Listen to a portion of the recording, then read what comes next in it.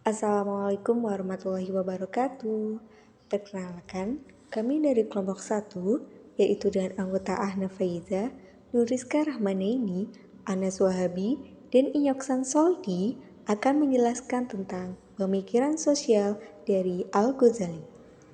Pemikiran sosial dalam Islam terbagi menjadi 3, yaitu 1. Doktriner atau simbolik, yang melihat kehidupan sebagai ibadah.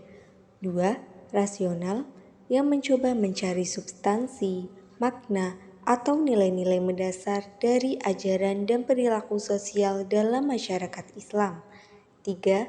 Empiris atau deskriptif, yang mencoba memotret masyarakat Islam secara apa adanya.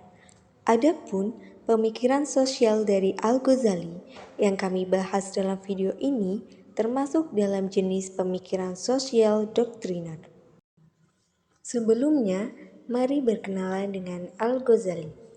Abu Hamid Muhammad bin Muhammad Al-Ghazali At-Tusi Asy-Syafi'i lahir di Tus, Iran pada tahun 1058 Masehi atau 450 Hijriah.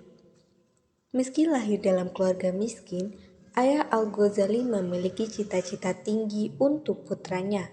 Dikenal sebagai anak yang cerdas dan haus ilmu, Al-Ghazali muda ditakdirkan untuk mencapai kehebatan. Al-Ghazali mendalami berbagai bidang studi. Keahliannya menjadikannya sebagai pengajar terkenal di Madrasah Nizamiyah di Baghdad, salah satu perguruan tinggi paling bergengsi pada masanya. Melalui perjalanannya, Al-Ghazali menjadi seorang sufi yang soleh. Ia menulis banyak tentang tasawuf, filsafat, teologi, dan ilmu-ilmu agama lainnya. Karya besarnya yaitu Ihya Ulumuddin atau Kebangkitan Ilmu-Ilmu Agama adalah salah satu karya paling berpengaruh. Adapun karyanya yang dibahas kali ini adalah Kimia As-Sa'adah. Isi buku Kimia As-Sa'adah tersebut menyimpulkan bahwa setiap kegiatan atau tindakan yang dilakukan di dunia harus dilandasi oleh niat untuk beribadah kepada Allah Subhanahu wa Ta'ala. Dengan niat yang ikhlas dan tulus dalam setiap perbuatan, seseorang dapat mencapai kebahagiaan abadi yang sejati. Kebahagiaan ini bukan hanya di dunia, tetapi juga di akhirat, yang merupakan tujuan akhir dari perjalanan spiritual manusia. Niat yang berlandaskan ibadah menjadikan setiap aspek kehidupan sebagai sarana untuk mendekatkan diri kepada Allah dan meraih ridhonya. Dengan niat yang ikhlas, segala tindakan yang dilakukan dengan tujuan untuk beribadah akan membawa kebahagiaan hakiki. Setiap tindakan kecil yang dilandasi niat untuk beribadah mendekatkan kita kepada Allah dan membawa kita pada kebahagiaan sejati baik di dunia maupun di akhirat. Contohnya, dalam berdagang, untung atau rugi itu urusan Tuhan. Dalam pendidikan, lulus atau tidak lulus itu tidak masalah, tetapi yang penting punya ilmu diniatkan untuk ibadah. Jadi, menurut Al-Ghazali, apapun yang ada di dunia harus diniatkan pada ibadah dan akhirat.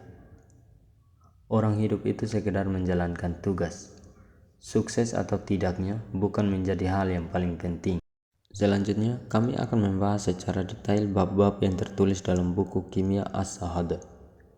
Dalam bab pertama, yaitu mengenal diri, disebutkan bahwa mengenal diri merupakan kunci untuk mengenal Tuhan. Menyadari bahwa diri terdiri atas jasad dan hati atau roh, serta pembersihan hati perlu dilakukan. Bab 2, yaitu mengenal Tuhan. Allah adalah pengatur jagat. Pengetahuan tentang Allah harus disertai dengan penyerahan diri dan ibadah. Kasih sayang Allah sama besarnya dengan kekuasaan dan kebijaksanaannya. Bab 3, yakni mengenal dunia. Dunia adalah sebuah panggung atau pasar yang disinggahi oleh para musafir. Dunia adalah tempat ujian. Kita memiliki ketergantungan terhadap Allah dan perlu memiliki kebijakan dalam sebuah tindakan. Bab 4. Kita akan membahas tentang mengenal akhirat.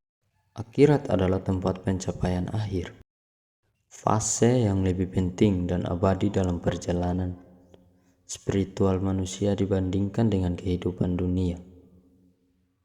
Kesempurnaan spiritual dan ketaatan kepada ajaran agama merupakan kunci untuk mencapai kebahagiaan abadi di akhirat. Bab 5, yaitu spiritualitas dalam musik dan tarian. Harmoni dalam musik dipandang sebagai gema keindahan dunia ruh. Musik dan tarian dapat mempengaruhi keadaan hati dan membantu memperdalam pengalaman spiritual. Bab 6, yaitu muhasabah dan zikir. Muhasabah adalah proses introspeksi diri untuk mengevaluasi perbuatan dan niat. Sementara zikir adalah praktek pengingat kepada Allah melalui ucapan atau zikir dalam hati. Manfaat dari praktek keduanya yaitu meliputi peningkatan kesadaran spiritual, keberkahan dalam hidup, dan kedekatan dengan Allah. Bab 7, yaitu perkawinan. Dengan perkawinan, jumlah para penyembah Allah semakin bertambah banyak. Doa anak-anak bermanfaat untuk orang tuanya, serta dapat merasakan ketenangan dan ketentraman.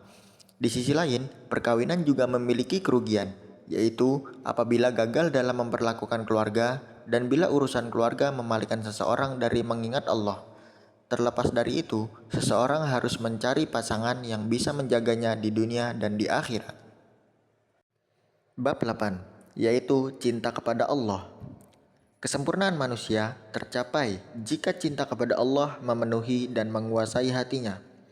Beberapa tanda cinta kepada Allah yaitu tidak membenci kematian, pikiran yang selalu hidup dan segar berkat zikir kepada Allah, perasaan ringan dan mudah untuk beribadah, dan mencintai orang-orang yang mentaati Allah dan membenci orang-orang yang tidak mentaatinya.